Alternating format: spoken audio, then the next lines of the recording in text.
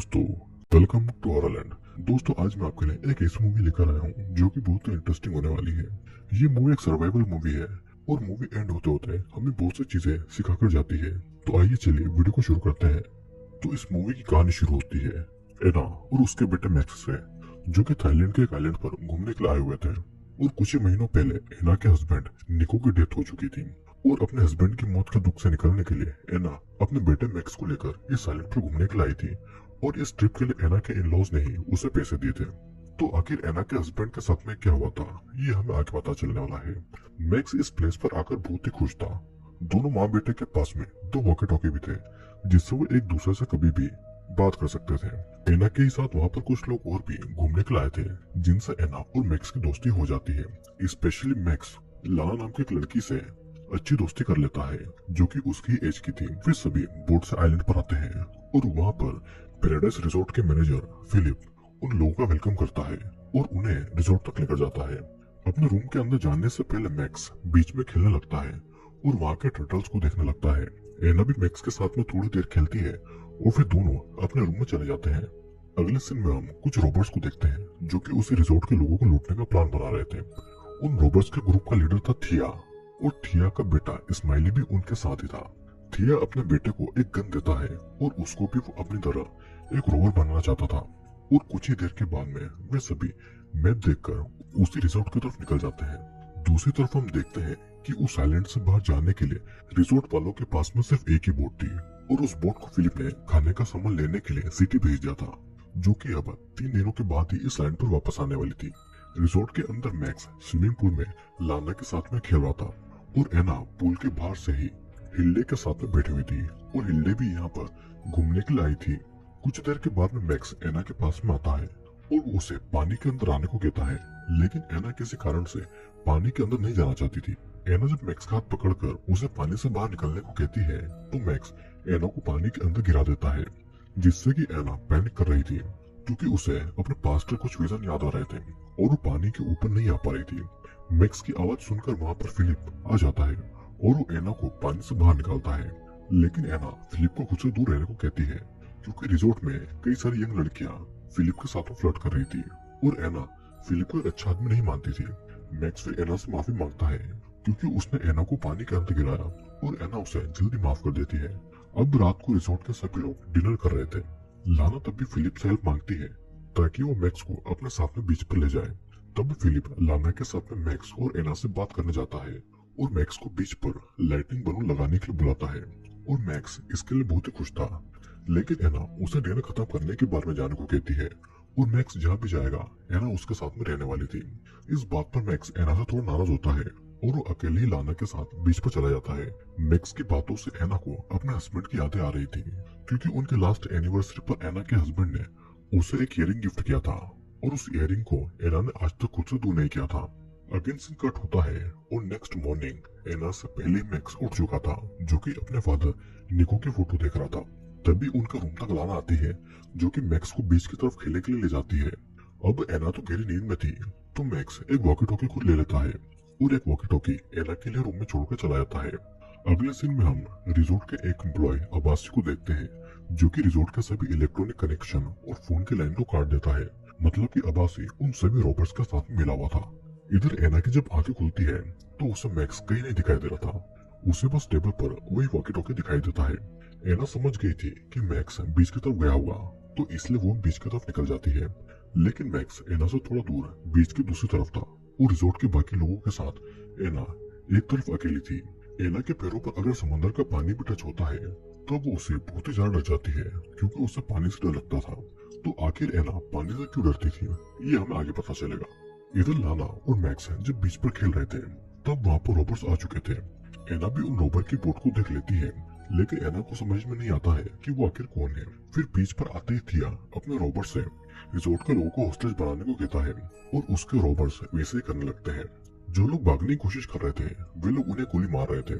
Max और लाना एक पेड़ के पीछे छुपे हुए थे, तो रॉबर उन्हें नहीं देख पाते हैं और उनमें से कुछ रॉबर रिजॉर्ट के अंदर बाकी लोगों को मार पीट कर उन्हें हॉस्टेज बना रहे थे। फिर इसी मौके का फायदा उठाकर एना अपने रूम तक आ जाती है और मैक्स को आवाज लगाती है, लेकिन मैक्स रूम में नहीं आया था और उसके फोन पर भी सिग्नल नहीं था, जिससे कि एना पुलिस को बुला सके। तभी मैक्स वॉकी टॉकी पर एना से कांटेक्ट करके उसे बताता है कि वो बीच के एक तरफ एक पेड़ के पीछे छुपा हुआ है। मैक्स उसे कुछ और बता पाता उससे पहले कुछ रॉबर्स मैक्स को पकड़ लेते हैं।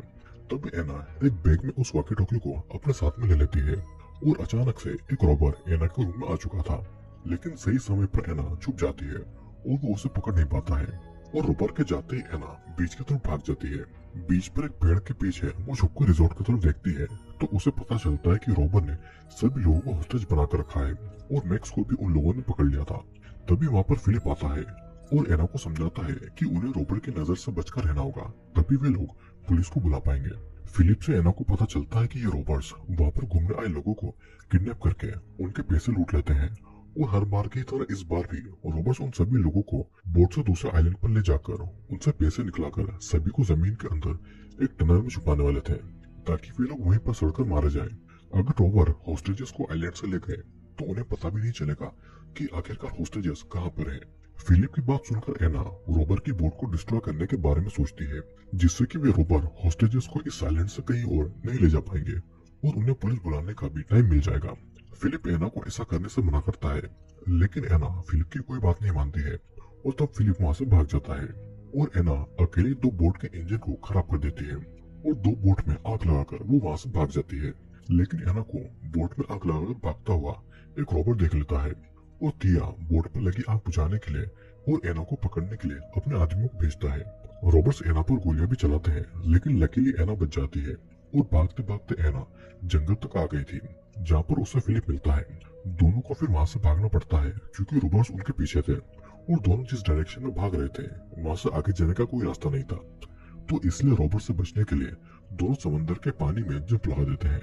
एना तो पानी देखकर पैनिक करने लगती है, लेकिन लकीली उसके साथ में फिलिप था जो कि उसकी जान बचा लेता है। रॉबर्ट्स को ऐसा लगा था कि दोनों पानी में डूबकर मारे गए होंगे और फिर दोनों रॉबर वहाँ से चले आते हैं और रॉबर्ट को पता नहीं था कि एना और फिलिप पानी के पास ही एक गुफा के अंदर छुप गए हैं।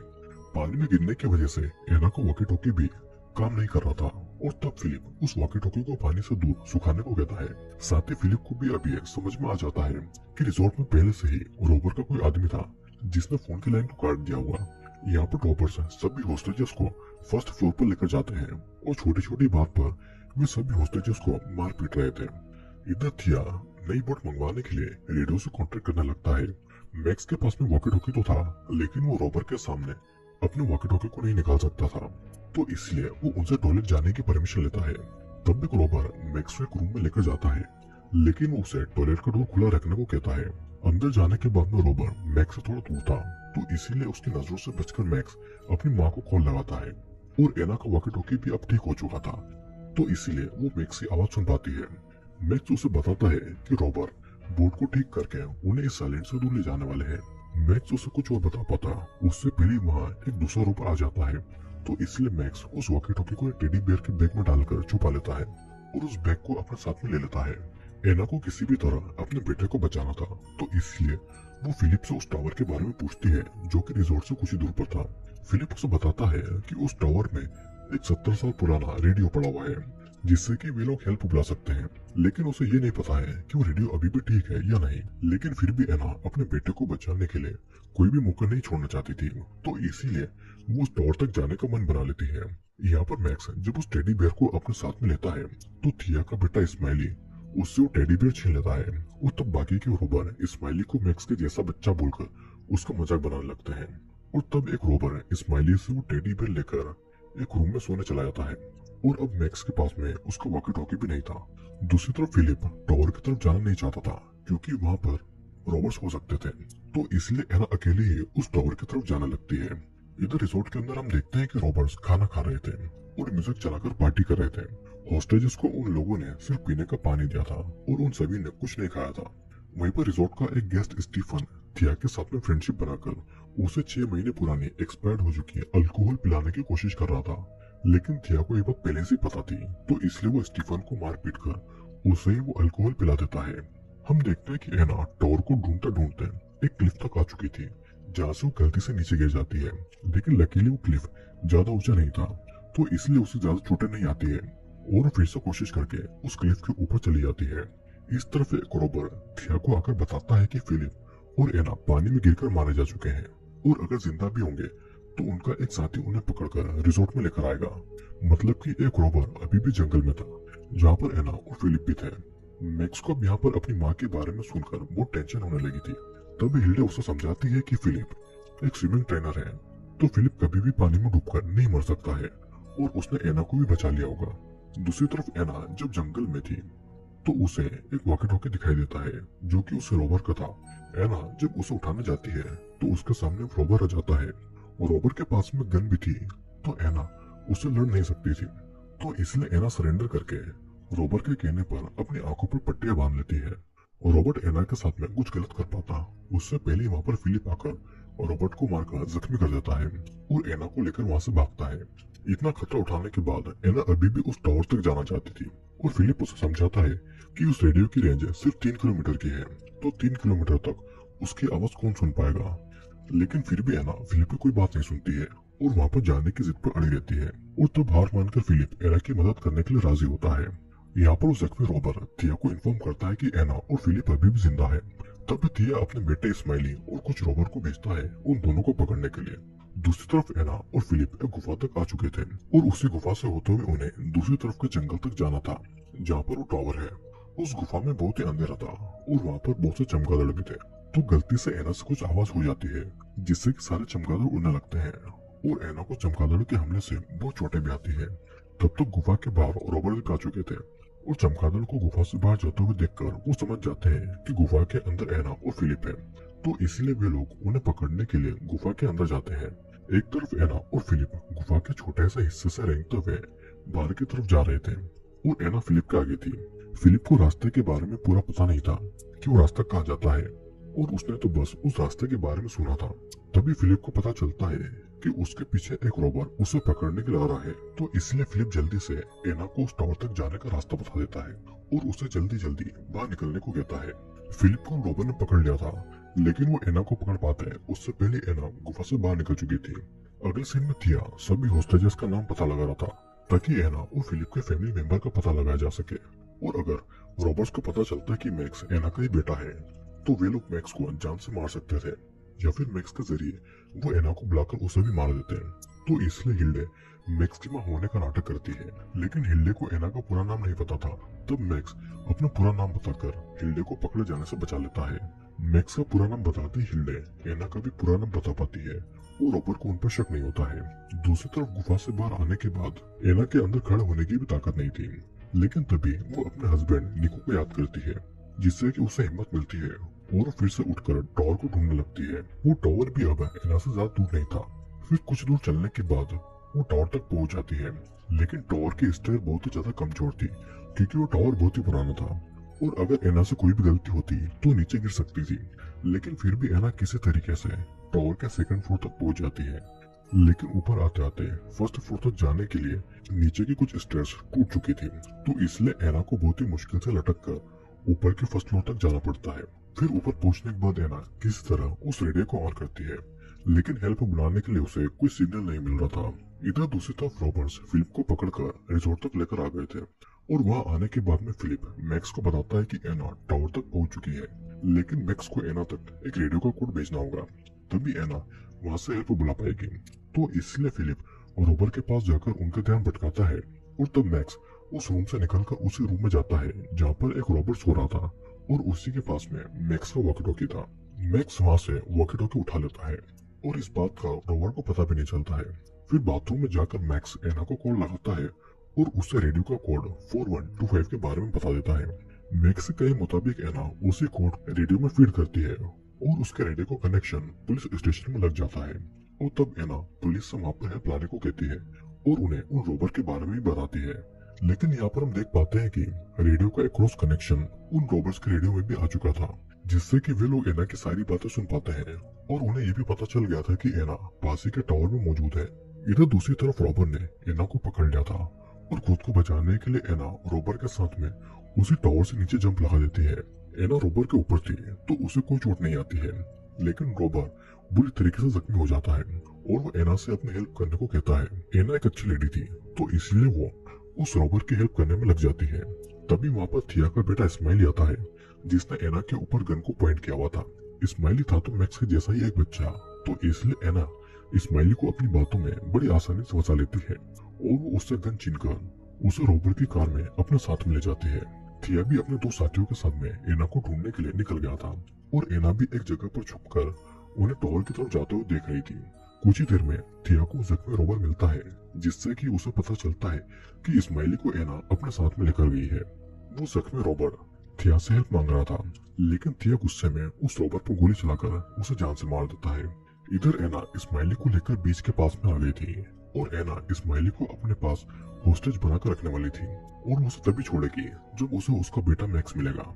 एना नोटिस करती है कि इस्माइली बार बार उसे लॉकेट को देख रहा था और वो लॉकेट उसे पसंद था। तब एना उसे उस लॉकेट की रियल स्टोरी बताती है। एना के हस्बैंड निको ने उसके ऊपर कई बार चीट किया था, लेकिन आखिरी में जाकर उन दोनों के बीच में सब कुछ ठीक हो गया था। फिर दोनों एक रेस्टोरेंट पे अपनी एनिवर्सरी मनाने जाते हैं और वापस आते समय एना कार चला रही थी क्योंकि निको को कार चलाना नहीं आती थी। तभी एना को कार में एक इयररिंग मिलती है और उसे लगता है कि निको फिर से उसी पर चीट कर रहा है। निको उसे समझाने की बहुत कोशिश करता है कि उसने उसे चीट नहीं किया है और वो इयररिंग किसका है उसे कुछ नहीं पता। एना फिर भी निको की कोई बात नहीं सुनती है और उस कार से निकलकर पैदल ही जाने लगती है।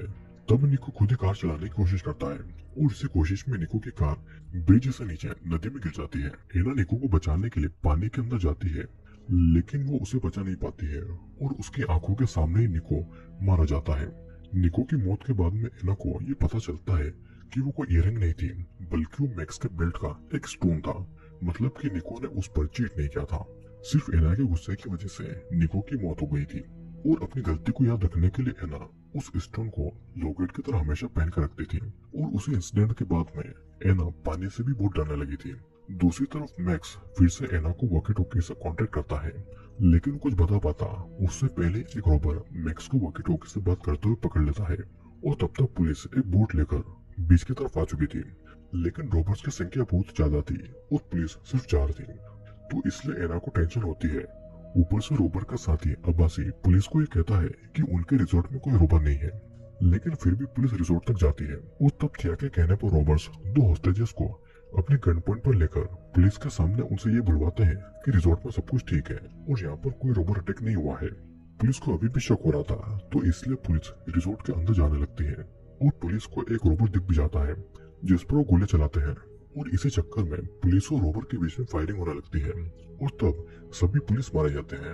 लेकिन बोट पर अभी भी एक पुलिस ऑफिसर मौजूद था जिसने बैकअप बुला लिया था, लेकिन अचानक उसे भी एक रॉबर गोली मारकर उसकी जान ले लेता है। अब पुलिस की बोट को देखकर सभी रॉबर थिया के ऑर्डर पर सभी हॉस्टेजेस को बोट की तरफ लेकर जाने लगते हैं और उसी समय एना इस्माइली को लेकर थिया के सामने आती है और उससे इस्माइली के पल्ले में अपने बेटे मैक्स और सभी लोगों को वापस मांगती है।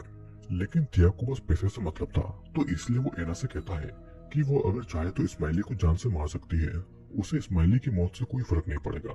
एना इस्माइली को नहीं मार पाती है और अपनी गन को नीचे फेंक देती है और यही थिया की चाल थी। उसे पता था कि एक माँ होकर एना किसी बच्चे की जान नहीं ले सकती है। फिर इसके बाद थिया एना को भी हॉस्टेज बना लेता है और रॉबर पुलिस की बोट के पीछे अपने बोट को रस्सी से बांधकर ले जा रहे थे। तभी फिलिप मैक्स को एक इशारा करता है जिसे मैक्स समझ जाता है।